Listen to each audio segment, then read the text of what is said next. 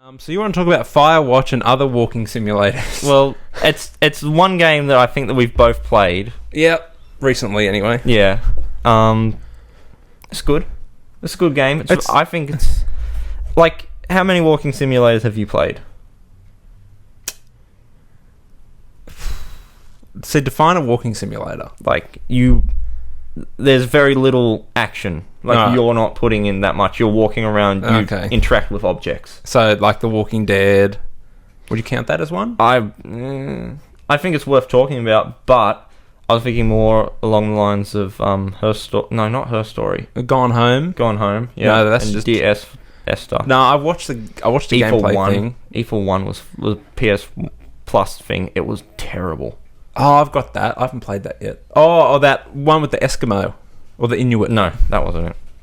Was that a walking simulator? That wasn't a walking simulator. That was like a platformer. Was it? I can't remember now. And then Everybody's Gone to the Rapture or whatever. Yes. I watched that. That was like... That's so fucking terrible. Like, in comparison to Firewatch. Because Firewatch, you do shit. Yeah. Firewatch, you have interesting characters. You're a part of the story. With Everybody's Gone to the Rapture, you walk around and you see everyone else's story.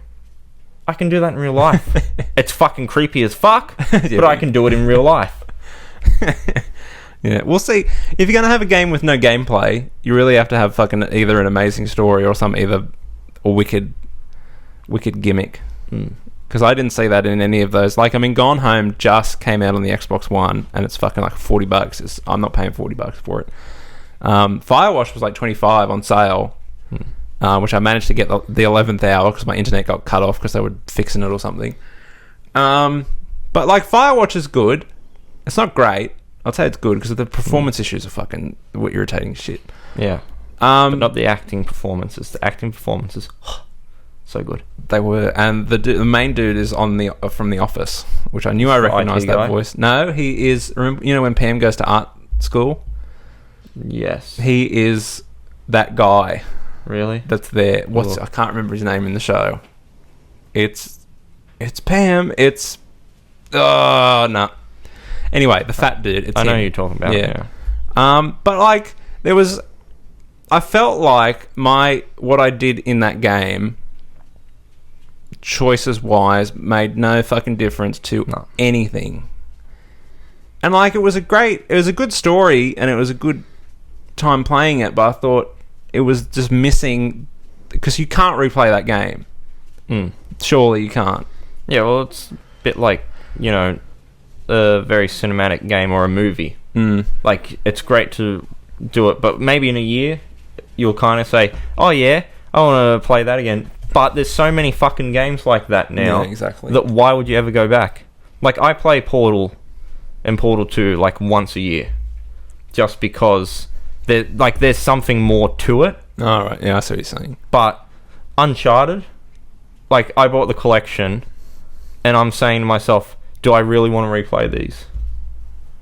Because it is like narrative driven, and it's kind of derivative, and you don't really think. Yeah, that's true. We'll see with Firewatch, though, it's in such a big area, but there's nothing there to explore, so you're always on the linear path, which is, again, there's nothing wrong with, but it's just a bit confusing that there's such a massive world and you can't really do anything. The ending was just fucking horrible, I thought. I thought it was going to be one of my theories all along. I'm not going to give that away because it's a pretty new release. I'll just say I didn't cry once. Oh no, I did. I cried. I cried at the start. It didn't up on me. I hear you cry at games, don't you? Yeah. Aaron's emotional. Ladies. Aaron's cry list. What is it? End of The Walking Dead. The start of Firewatch. Yeah. Skyward Sword, Legend of Zelda. When Zelda freezes herself for the purposes of saving the world. That made me tear up. I'm trying to think. I'm not sure. I don't think there's any others. Oh, that's good. Although I was pretty amazed at Firewatch of how big and good of a story they could fit into like a couple of minute intro where you just pick an option. I was quite impressed with that. Yeah. But I don't know. It felt like even those options didn't come back into the game. Like, you had to adopt the dog. Did you? Yeah. It was either you have a choice of a breed of dog, but you ended up... Wait. Yeah. Because otherwise it wouldn't make sense. Because there was a lot of... Yeah, that's but true. later on in the game, it's like that's not really a spoiler, right? No. But later on in the game, it doesn't... Like, you had a dog. Yeah. That's part of the character. Yeah. I know, I just felt like it could have been a lot more in that world. But, again, for what it was, I honestly think at, like, what, $30 normally? Yeah. It's overpriced. I wouldn't pay $30 for it. I don't think. Because I've beat it in, like, a day. Yeah. And again, there's no replayability in that thing. I don't think. I could be wrong. There could be, like, a fucking alternative ending that I don't know about. But, like, there's, like, normally 3 choices that you can do on everything. And... But even stuff... Phone's ringing. I knew this would happen. So we're back. I jump cut because I'm a fucking video editing master. Or I didn't because I couldn't be bothered. So it's up. We'll see what happens. So Firewatch. What we're saying? I can't remember now. That's a good point. That's not worth $30. Yeah, that was... I don't think it's worth $30 anyway. Yeah, and it's the kind of game that you kind of expect will go on PlayStation Plus in not very long. Like, in a couple of months. Yeah, I could definitely see that. And I think it's going to come... Like, it's on PC. And PC, it'll be thrown into a humble bundle where you can pay whatever the fuck you want for it. Yeah. So you end up paying 2 cents and you get Firewatch and a whole bunch of other games. So will it come to the Xbox? Probably. Yeah, most of them do. The Witness, you know The Witness. Yeah. Fucking terrible. Well, I have it. That is not worth fucking $60. You think? That was... It's not... Like, it's a good experience. Thank you, TV. Stop listening! Who the fuck said anything about the Xbox? Fucking smart ass. I know, Xbox. we've said it like 20 times and it hasn't gone off. Yeah, and then we talk about a game that it's not getting. Piece of shit. But, yeah, The Witness, they're exploring to go on Xbox, and it's like, well, even if it does, it's made its money. Oh, big time. I don't think that it will make much more if it goes to Xbox. Oh, and no. even on PC, it'll drop price, so why bother? Yeah, good point. So yeah, Firewatch. It's alright. But see, that's the danger with fucking buying PlayStation games on the thing. Is you're like, fuck, it's probably going to go for free in 4 months. But you don't want to feel like some backwards hillbilly that doesn't play the new releases. So Firewatch, not worth $30. Yeah, well, I bought it because I was like, small indie studio, looks cool. Good luck to him. Yep. At the same time, I bought The Witness because I thought, Jonathan Blow, small studio, I better help. And it's like, wait, and then I realized to myself, why the fuck am I helping Jonathan Blow, who somehow blows through like millions of braid dollars, making this a fucking and he's such a pretentious maze. He's so pretentious. Anyone out there, if you've got Netflix or you just want to pirate it or whatever, Indie Game the movie, watch that and you realise how pretentious some of these indie developers are. It's insane. But yeah, like he went on and fucking criticised all these Braid reviews that were giving him 9s and 10s, like, oh, you don't understand the game. I think giving you 9s and 10s, just get over yourself. I didn't play Braid. I'm not going to play The Witness either. I'm not paying $60 for a puzzle game. No. Not going to happen. It could be amazing. I'll never know because I'm not going to fucking play it. No. You'd hate it. Just throw it out there. I would. It's a walking simulator with find the end mazes. Yeah, I'd hate it. Yeah. Speaking of PlayStation though, Crash Bandicoot. Is it coming back? Yes. Yes. They can't not do it. Like last year, you were there with me. We watched the E3 show. The Last Guardian, people went fucking nuts for. Shenmue, people went fucking nuts for. Who the fuck played Shenmue 1 and 2? It was on Dreamcast. But people were fucking losing their minds. Woo! Oh my god! It's the game, it's the big one. Fuck off. Really, guys?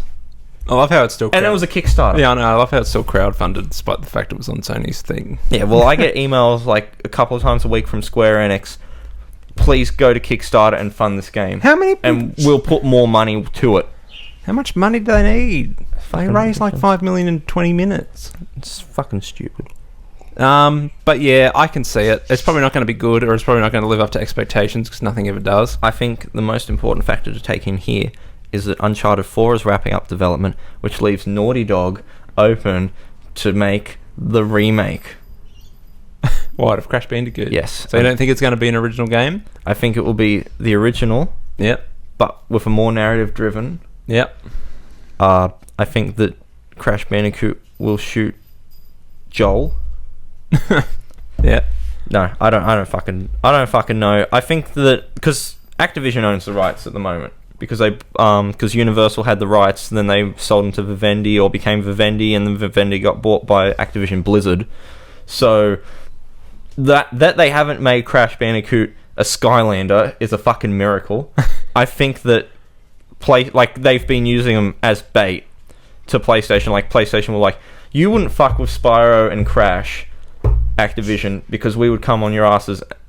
That's what she said. And then they went and said, well, suck it, bitches. We made Spyro Skylanders.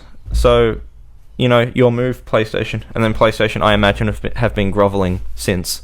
So you reckon, like, by wearing the Crash shirt at E3 and by, like, teasing Crash, they're kind of, like, testing the waters to see if it's worth either purchasing or doing an agreement with Activision for? Yeah, I could see that. I, again, didn't have a PlayStation 1, so I didn't play Crash. Sometimes I did, but I didn't. I don't know. When you have Mario 64 and you try and play another platformer, it's just like, why bother? Because that game was like as perfect as a game can get. Yeah, but there's a big difference between Mario 64 and Crash Bandicoot. Because Crash Bandicoot is basically a 2D platformer from a different angle. Whereas Mario, you kind of had it was almost like a sandbox that you played in with each world. Well, Crash Bandicoot's like kind of like the original Temple Run in a way. But no, I never liked it. And that dude with the mask. What's his name? The mask. I can't remember. Neo Cortex. Is that it? Dr. Cortex. That's it. It was alright. Yeah. Like, there's good humour in the series, and I think that it shows through because you go and play any Naughty Dog game, and the charisma of Nathan Drake is basically the charisma of Naughty Dog stuff. Yeah. Yeah. Yeah. Nathan Drake's the best. But then you go and play like any other Crash Bandicoot game, and they're like, Crash Bandicoot had humour in it, what should we do? Fart jokes. That's crazy, guys! So yeah, Crash Bandicoot, I could see it coming back. I don't know. I don't really care, to be honest.